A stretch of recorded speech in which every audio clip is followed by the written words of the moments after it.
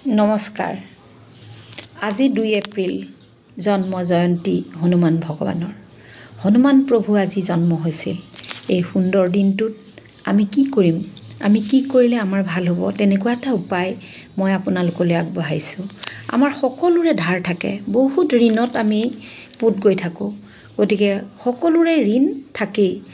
আজিৰ এই মহান সুন্দৰ দিনটোত আমি হনুমান ভগৱানক ইণ্টেনশ্যন লৈ আমাৰ ঋণ মুক্ত কৰিম আমি।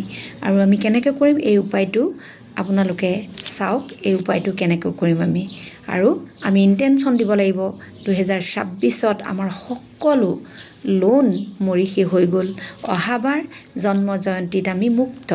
সুন্দৰ এটা ইণ্টেনশ্যন দিয়ক আৰু এই কামভাগ কৰি চাওক। এই উপায়টো কৰি চাওক। আমি এতিয়া কেনেকৈ কৰিম চাই থাকক। নমস্কাৰ, মই Rumi Bhuyan, Vastu consultant, numerologist, access bars facilitator, tarot reader. গতিকে যদিহে মোক বাস্তু কনচাল্ট কৰিবৰ কাৰণে কোনোবাই যোগাযোগ কৰে বা টেৰট কাৰ্ড আপোনালোকে চাব খোজে বা এক্সেছ বাৰ্চৰ আপোনালোকে ক্লাছ কৰিব খোজে, ছেশ্যন ল'ব খোজে, মোৰ লগত যোগাযোগ কৰিব।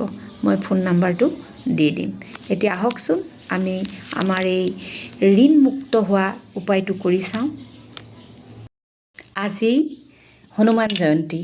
হনুমান জয়ন্তীত কি কৰিব? হনুমানৰ জন্মদিনত, এই পবিত্ৰ দিনটোত এটা এনেকৈ তেজপাত ল'ব। এইটো তেজপাত দেখিছে নহয়? আৰু এই তেজপাতত লিখিব যে মোৰ সকলো লোন, যিমান লোন আছিল সকলো লোন 2026ত মাৰি শেষ কৰিলোঁ। এনেকৈ লিখিব তেজপাতটোত। আৰু লিখি এয়া দেখিছে নহয়, লিখিলোঁ। লিখাৰ পিছতে কি কৰিব লাগিব? এটা ধূনামানিত ইত্তৰ লগাব লাগিব। আপোনালোকে কি ইত্তৰ লগাব লাগিব চামেলি ইত্তৰ নতুবা চামেলি তেল। এয়া মই এতিয়া চামেলি তেল দিছোঁ। এয়া তেল, এয়া চামেলি তেল লগাই এনেকৈ মই লিখাখিনিৰ ওপৰত খুব ধুনীয়াকৈ ৰাফ কৰি দিব। তাৰপিছতে এটা ধূনামানি ল'ব। এয়া ধূনামানি ল'ব। ধূনামানিটোত জুই লগাই ল'ব।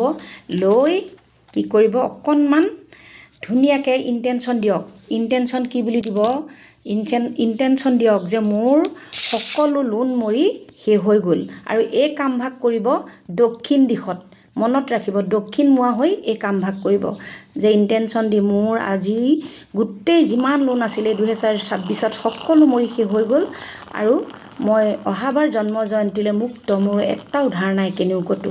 এনেকৈ ইণ্টেনশ্যন দিয়ক আৰু ইণ্টেনশ্যন দি এই কামভাগ কৰক। কৰি আপোনালোকে মোৰ কমেণ্ট বক্সত লিখিব হৰ হৰ মহাদেৱ।